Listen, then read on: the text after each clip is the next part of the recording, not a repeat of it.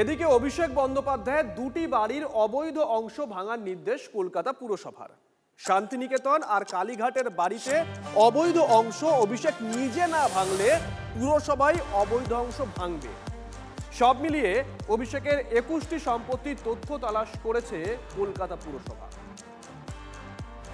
অভিষেক বন্দ্যোপাধ্যায়ের বাড়িতেও কি এবার চলবে বুলডোজার?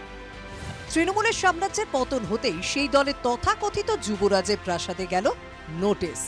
অভিষেক বন্দ্যোপাধ্যায়ের 7 মহলা বাড়িতে অবৈধ অংশ ভাঙার নির্দেশ দিল তাঁর দলেরই পরিচালিত কলকাতা পুরসভা।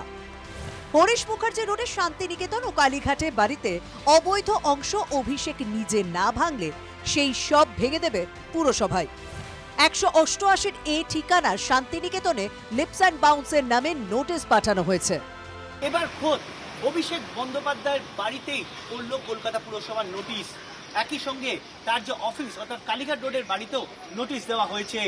নোটিশে বলা হয়েছে শান্তিনিকেতন অর্থাৎ 188 এ হরিশ মুখার্জি রোড এবং কালীঘাট রোডের যে বাড়ি দুটি রয়েছে সেখানে যে অবৈধ নির্মাণ তৈরি করা হয়েছে ভেতরের একাংশ জুড়ে এবং একাংশ ভেঙে যে নতুন নির্মাণ করা হয়েছে সেই নির্মাণগুলিকে ভেঙে ফেলতে হবে।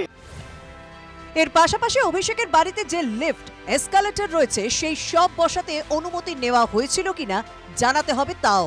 পৌরসভা বিধানসভা এগুলো তো জমিদারি ছিল, সেই জমিদারিটা চলে গেছে, এখন মানুষের সরকার।